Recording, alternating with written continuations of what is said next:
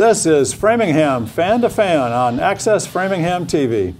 Hi, I'm Dave Hornfischer, a Framingham sports fan, and I'm pleased to host this interview show, whose purpose is to highlight those who are involved in Framingham sports at all levels.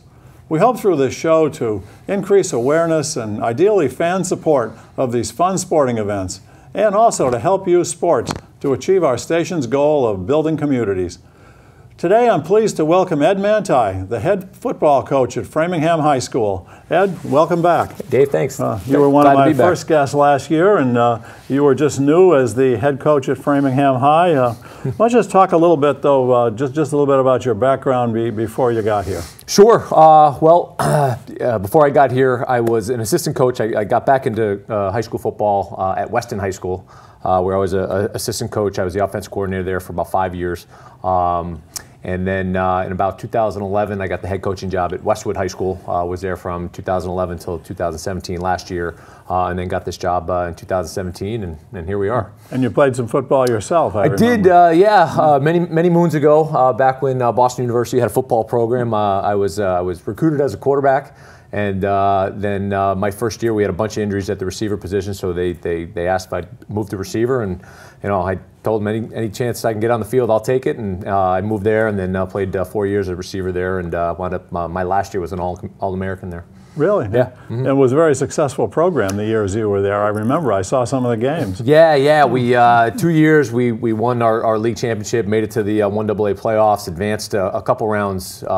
We made it to the semifinals my junior year, I guess, and did real well. It was a great time. It was a lot of fun. Very fond memories of it. As a matter of fact, I just talked to one of my teammates yesterday, and the first thing we talk about is, hey, you remember out in Idaho, and I actually turned 21 on the day that we played Idaho out there. Yeah, so I have fond memories of the game and of the night after, but that's a different story for a different day. Yeah, well, I think probably being in a successful program has probably helped you. You've certainly had a lot of success as a coach at Westwood, and yeah, certainly. I mean, that's what we're trying to do here at Framingham, is trying to get kids to learn how to be successful and what it takes to be successful, and the little things that go into winning football games. It's not just showing up on Friday nights and playing well. It's all the things that lead up to it. It's the the winters in the weight room. It's the captain's practices, the little details of practice that make a team successful, make a program successful. So having been exposed to that at the college level, playing, having been on coaching a couple successful teams, it hopefully will translate real well. So part of the success really is having enough bodies to build a team, and sure. I understand that's been a challenge here when you started. And yeah, it's funny. Framingham, we were one of the biggest schools. So we're a city now, and we have 2,200 people in the school, but we have 42 kids, sophomore through senior, that play football. So, I mean, I don't know what percentage that is, but I know it's a small one. So, we do have a good freshman program right now. They have about 40 kids in the freshman program. So altogether, we're about 80. But, it's, despite our school size, it's kind of misleading because we do only have, roughly about 15 kids per class. And as far as sophomore through senior, so it's been a little bit of a challenge. But the guys that we have are great. They're hardworking, and you can't coach what you don't have. So we're pleased with what we got. It must build through a youth football program. It does, yeah. And that takes a while too. It does. What's been great. When I first got here, they've had an established youth program for a while here, long before I got here. But we've really started to open the doors to communicating with those guys. We had I guess back in May, we had a tackling clinic that we put on for the youth coaches. We communicate daily, or excuse me, monthly with those guys to make sure they're doing well. I've been to a couple of their games already on Sundays. So the fact that those guys are having success and then wanting to get up to the high school level and maintain that success has been a huge bonus for us. Yeah, I recall seeing some of the teams even at your games. They kind of come in mass to. They do, yeah. So we've had a youth football night. We're having another one in 2 weeks, which I believe is the 5th of October. It's a Friday night game at home versus Newton North, where show up in your youth jersey and you get in for free. And so we'll they like to come to the games. They used to practice on Friday nights, and we kind of said, hey, listen, we'd rather have you at the game. I mean, we can miss a practice to get to the game, and just to get them there and see Friday Night Lights at its best, and want them chomping at the bit to come up to the high school level and play. Well, that's exciting. Yeah. These kids should want to play there. Sure.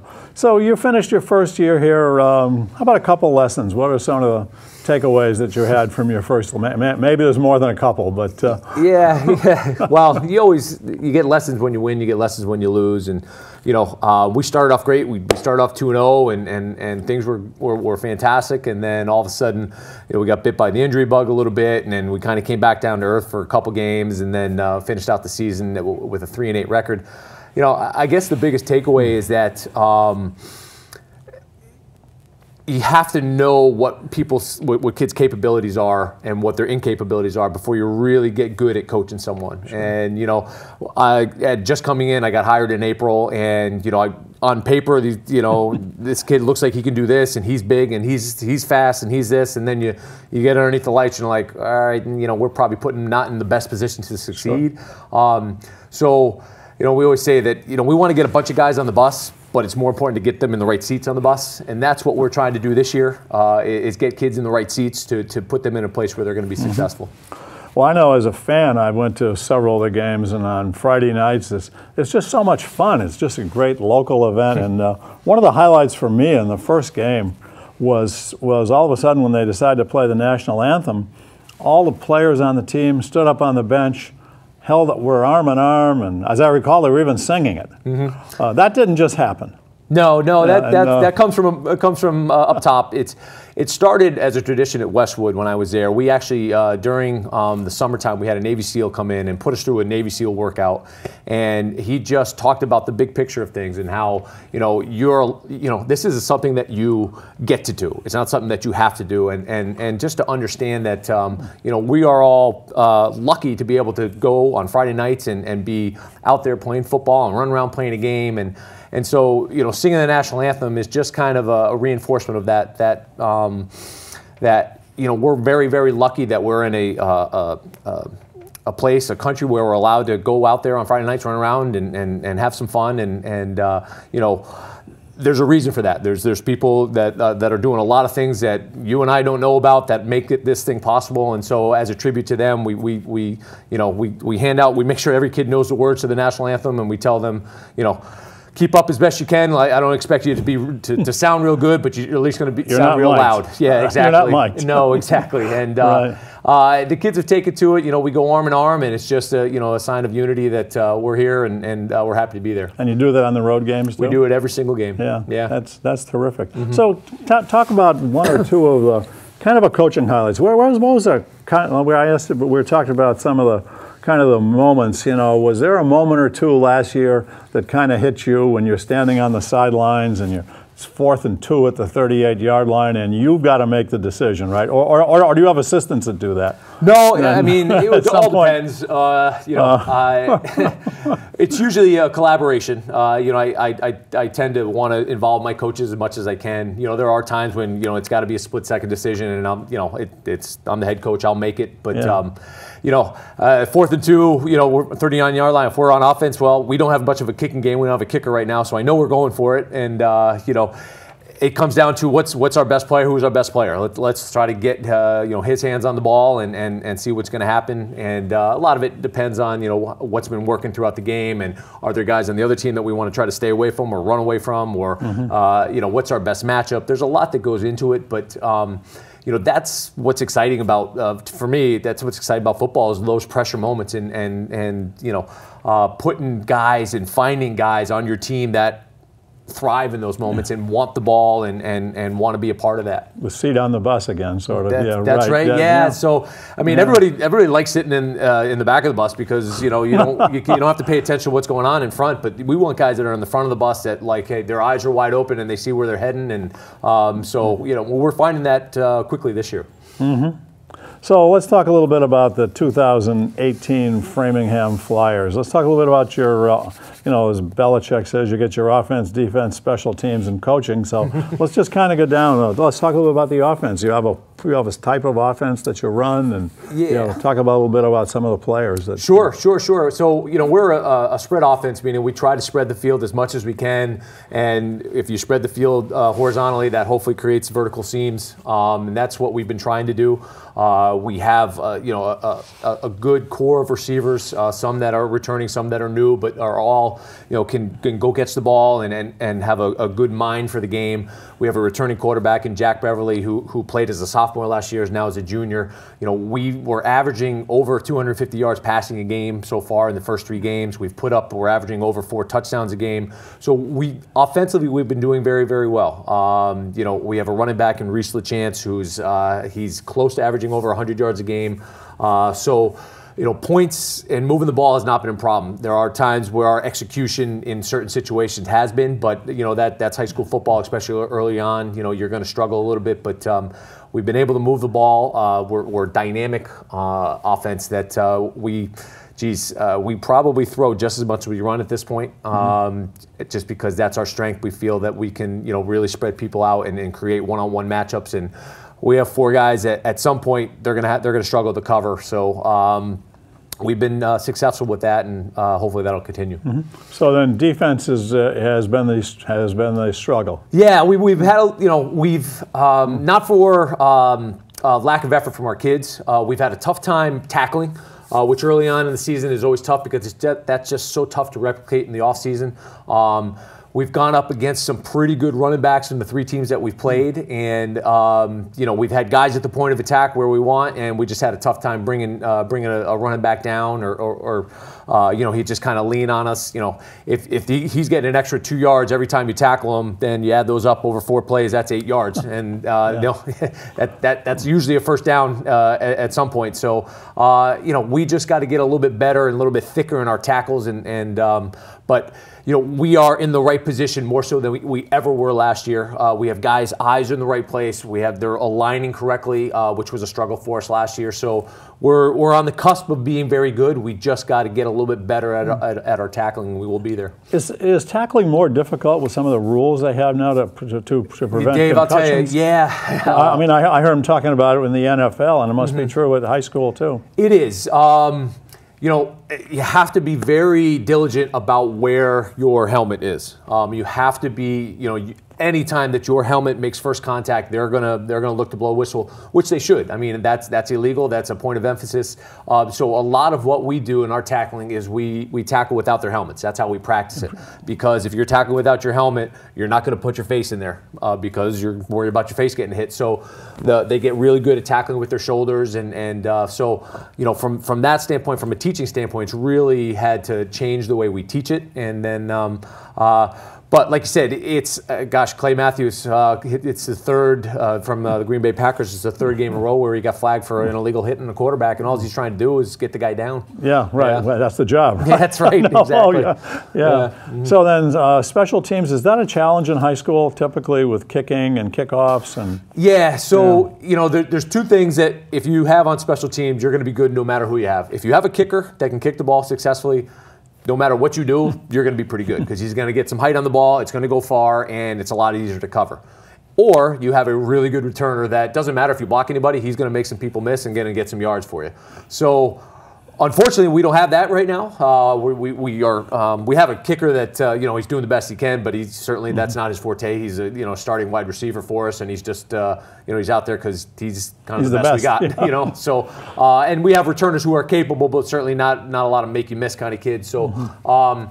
We've struggled a little bit special teams wise. We've given up 2 kick returns for touchdowns, which they came at really key moments of the game where we were, either ahead and then now we lost the lead because of it, or we were just coming back, we get within a score, and then boom, they turn one back on us. So we got to get better at that if we're going to be successful. So then let's talk a little bit about your coaching staff. You're not doing this all by yourself. Certainly not. No, it's certainly a collaborative effort. I've got my 2 assistant coaches that I brought with me from Westwood who have been my right hand and left hand and backside and front side and everything that in between. And Doug Crilly, who's my defensive coordinator, and John McLaughlin, who is he's my O-line coach and D-line coach. And those guys are just, they're tireless. They've been to every single off-season workout. They've been to, they're here as soon as school is over, and they don't leave till 7:30 at night. They're just great football minds. They're, they have great opinions, but they're not opinionated. They're just great people. Along with them, Rob Ferrante, who is a Framingham guy. His kid's in the system, who's a freshman. His kid is Joey. And Tony LaCorey, who actually owns a landscaping company in Framingham. Shout out to Tony. Again, I told him I would talk about it. And then we have what's an amazing turn of events. I hired a freshman coach this year in Bob DeSaunders. Bob DeSaunders is a Massachusetts High School Hall of Fame football coach. He's been coaching for 4 decades. He actually hired me at Weston. He was the head coach while I was the offensive coordinator. And he's the freshman coach, and he has been an amazing pickup for us. Kids are having a blast down at that level. They're learning a ton of football. And when they play Natick, the head freshman coach for Natick is Tom Lamb, who I'm sure you know, Sure. who they used to butt heads all the time. They were actually teammates at Holy Cross way back in the 60s. And wow. So it's going to be it's probably the most attended freshman football game ever in the history of Massachusetts, I think, because it's going to be When's a great that time. going to be? I think it's the 9th of November. Oh, really? Yeah, okay. yeah. Mm-hmm. Well, let's just talk a little bit about some of your games. You have you play mostly on Friday nights at home? Yeah. This year, all Friday nights? So they're all Friday nights except for one Saturday game that we play Wellesley at Wellesley. The date is in October. I can't remember off the top of my head, but everything else is on Friday nights. We've had our first 3 games at home. We have 2 more at home coming up in this Friday and the following Friday, which I talked about, which is youth football night. So that's going to be October 5th. October 5th, I believe. Yeah. Well, I hope we get this show on the air before then. Let's But if hope we so. don't, we will be on before the Thanksgiving game. Great. Which is always a big tradition, and I know the place is always full for that. And it is. It was my first go-round at the Framingham Natick football game. It was at Natick, and I'll tell you, it was certainly very, very well attended. It's not it doesn't matter what the records were. At that time Natick was 10-1 or something like that, and we were 3-7. But it is what everybody said it was going to be. It was a heavily contested game. Natick had a couple more horses than we were able to contain at that point. But I look forward to that challenge. What's great about this year is that it's going to be a league game for us. With the rearrangement of the Bay State League, they made it kind of a Route 9 league and everybody else to the South League. And so Natick is now a league game for us. So if everything goes well and we take care of business, that could be for a league championship as well. So you play 4 or 5 games that are scheduled, and then they go into this kind of a funny statewide playoff system. And last year, I know you were playing Quincy and somebody else who wouldn't normally be on your schedule. Correct. And is that going to flow again this year? Yeah. So you get 7 games to try to get yourselves in the playoffs, and then if you do, then you get matched up with other playoff teams. If you don't, then you get matched up. There's a pool of teams, and then they just kind of pick and choose who's going to play who based on record and based on location. And that was the first time I've ever not been in the playoffs. I didn't like it. It was awful. I don't want to do that again. I want to get in the playoffs and then see what happens. But it's their chances to play football games, which is always great. But we as a program, that was our goal this year, is to get ourselves in the playoffs. We got ourselves a little bit behind the 8 ball and going 0-3 so far. But in Division I, there's only 12 teams. If you go 3-4, if you go 4-3, you're pretty much guaranteed to get in. So we still have everything we want ahead of us, and we're hoping to get that done. So are there some games you look forward to in the Bay State League beside the Natick game in particular, or do you look forward to the ones that you're probably going to lose, or the ones that you expect to win? As a coach, I look forward to all of them. Yeah, I know, that's an unfair question. I gotta we don't want that question on the air. We're trying to get these kids to understand that there's got to be a sense of urgency on Friday nights. And, there's, unlike basketball, unlike baseball, you only get 11 of these things. And it's 1 a week, and you have to put your best foot forward and be playing as hard as you can at that moment in time. Otherwise, you're going to lose. And, we've done that for the most part, but there are times in the games where we lose our sense of urgency a little bit. And you can't do that, especially in Division I football. We play good teams, and those good teams, they're certainly not going to let off the gas. We played Braintree, and my gosh, they just kept coming at us. They have a tough offense that they run, and we can't.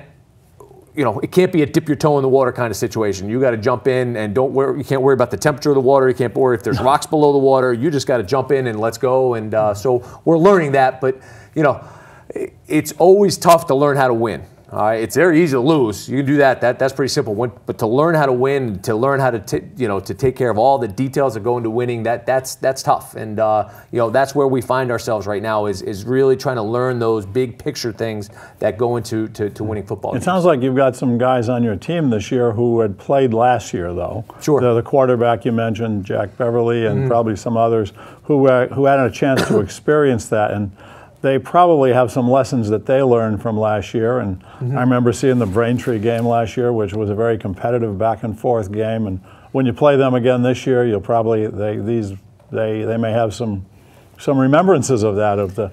They do, yeah. I know that number 42. I'm not going to let them get behind me this year. Absolutely. We were fortunate. We played a lot of young kids last year. I mean, there's a game, probably our 8th or 9th game, where I think we started 7 sophomores.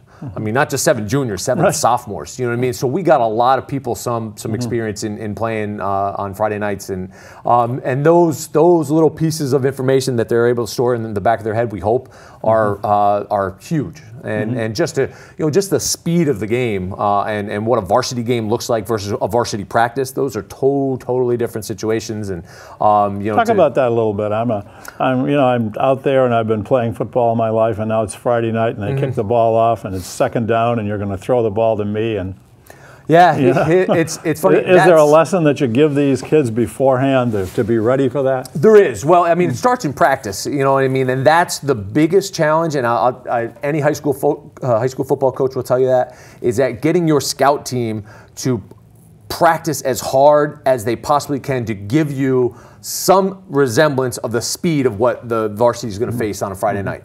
And it's hard because they're on a scout team for a reason. They're probably a step slower. They might be a little bit younger. They might not be as experienced. But to get them to go as fast and as hard as they can so that the varsity is starting to prepare for that type of speed. But no matter what you do, on that first play is like, wow, it's like lightning. I mean, it really isn't. And as much as you want, hey, this kid's going to run out to the edge and you got to set the edge and you got to stand right there.